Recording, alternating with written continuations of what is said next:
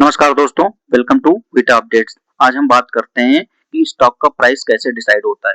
तो स्टॉक का price decide करने के लिए उसके मल्टीपल फैक्टर होते हैं, तो उन्हीं के बारे में डिस्कस करते हैं। सबसे पहला है डिमांड एंड सप्लाई। डिमांड क्या होता है? जब डिमांड होता है कितने लोग शेयर को बाई कर रहे हैं, उसको बोलते हैं डिमांड। डिमांड मतलब बाइंग, मतलब कितने लोग शेयर को बाई कर रहे हैं, और सप्लाई मीन्स कितने लोग शेयर को सेल कर रहे हैं। तो डिमांड एंड सप्लाई हो गया। Demand means buy, supply means sell, कितने लोग बाई सेल कर रहे हैं। ठीक है।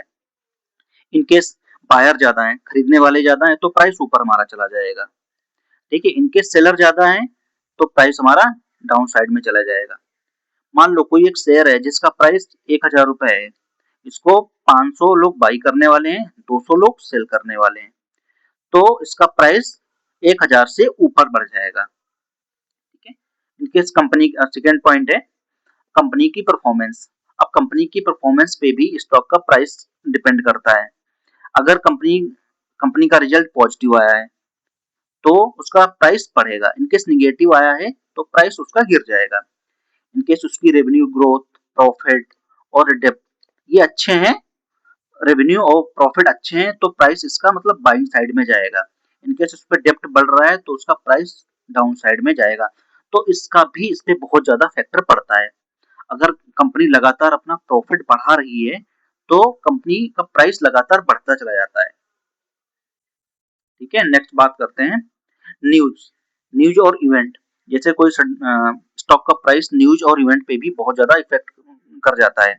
इनको उस मार्केट में कोई बड़ी न्यूज आ गई, जैसे कि कंपनी को बहुत बड़ा कॉन्ट्रैक्ट मिलने वाला है। ठीक है। इसका प्रॉफिट इंक्रीज हो गया है, ये अपना नया प्रोडक्ट लॉन्च करने वाली है, तो इन सब न्यूज से इसका प्राइस बढ़ जाता है, अच्छा खासा बढ़ जाता है। और जैसे निगेटिव न्यूज में क्या आ गया, जैसे इसने बोला कि इस क्वार्टर में इसको लॉस हो गया है। ठीक है। इसके साथ कोई फ्रॉड हो गया है कंपनी के साथ, ये अपना मैनेजमेंट चेंज कर रही है, तो इससे कंपनी के शेयर के प्राइस पे निगेटिव इफेक्ट पड़ता है, जिससे वो डाउन साइड में प्राइस गिर जाता है। ठीक है। और फोर्थ है मार्केट का सेंटीमेंट। मार्केट का सेंटीमेंट स्टॉक के प्राइस पे बहुत ज्यादा इफेक्ट पड़ता है। कभी कभी क्या होता है, मार्केट बुलिश चल रही होती है, ओवरऑल मार्केट, जैसे निफ्टी हो गया, निफ्टी 50 हो गया, सेंसेक्स हो गया, तो उसके साथ हमारा शेयर भी बुलिश, मार्केट के सेंटीमेंट बुलिश है तो हमारा शेयर भी उसी डायरेक्शन में चल देता है। उस टाइम ज्यादा फंडामेंटल टेक्निकल नहीं देखता है स्टॉक। इनकेस सेंटीमेंट पॉजिटिव है तो अप साइड में चला जाएगा, और इनके सेंटीमेंट निगेटिव है तो प्राइस नीचे नीचे ही चला जाता है। अब नेक्स्ट बात करते हैं इन्वेस्टर्स।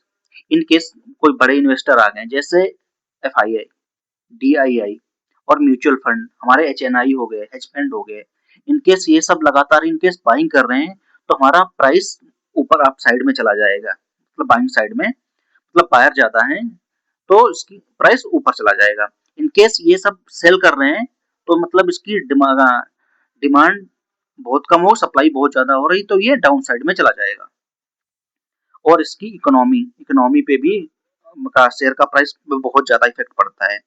इनकेस उसमें देखेंगे कि इंटरेस्ट रेट क्या है, इनकेस इंटरेस्ट रेट बहुत बढ़ती जा रही है, इन्फ्लेशन बढ़ता जा रहा है, बहुत ज्यादा बढ़ गया है, जीडीपी ग्रोथ इनकेस बढ़ गई है, गवर्नमेंट की पॉलिसी है जो मार्केट के खिलाफ है, और जो ग्लोबल मार्केट है वो भी सेंटीमेंट निगेटिव है, तो इस टाइप से ये हमारे स्टॉक का प्राइस भी नीचे गिर जाएगा। इनकेस ये सब पॉजिटिव है, हमारी जीडीपी पॉजिटिव है, इन्फ्लेशन रेट कंट्रोल में है, इंटरेस्ट रेट भी कट कर रखी है, ग्लोबल मार्केट में अब पॉजिटिव न्यूज आ रही है, तो ये हमारा प्राइस अप साइड में मूव कर जाएगा। ठीक है। अब जैसे कोई अगर रिसेशन की बात चल रही है, मार्केट में फियर का माहौल है, तो ऐसे में भी मार्केट गिर जाती है। मार्केट में कोई वॉर हो गया मार्केट में, तो उस सिनेरियो में भी मार्केट हमारी गिर जाती है। अब नेक्स्ट बात करते हैं, सिंपल समझो, इन केस डिमांड डिमांड बहुत ज्यादा है, ठीक है, और इसकी सप्लाई बहुत कम है, तो प्राइस अप जाएगा। ठीक है। मतलब हमारे पास दो ही मार्केट में ऐसे समझो कि हम मार्केट में दो प्रोडक्ट अवेलेबल है, उसको खरीदने वाले 100 लोग हैं, तो उसका प्राइस नॉर्मल सी बात है ऊपर जाएगा। ठीक है। किसके अकॉर्डिंग जाएगा, जिस टाइप से मार्केट ने अपने स्टॉक को मार्केट में रिलीज कर रखा होगा, उसी के अकॉर्डिंग प्राइस मूव करेगा। ठीक है। डिमांड हाई है तो प्राइस ऊपर जाएगा, बट सप्लाई लो होनी चाहिए। इनकेस डिमांड बिल्कुल है ही नहीं, ना के बराबर है, जैसे 2 है, सप्लाई बहुत ज़्यादा है, 99 लोग खरीदने वाले हैं, 1 लोग एक लोग खरीदने वाले हैं, 99 लोग सेल करने हैं, तो प्राइस नीचे से चला जाएगा उसका। ठीक है, इसका एग्जांपल देख लो। इन केस कोई स्टॉक है जिसको 1000 लोग बाई करने वाले हैं, 200 लोग सेल करने वाले हैं, तो 800 लोग तो बाई करने वाले हैं ना, तो पॉजिटिव सेंटीमेंट है, तो ये मार्केट ऊपर चली जाएगी।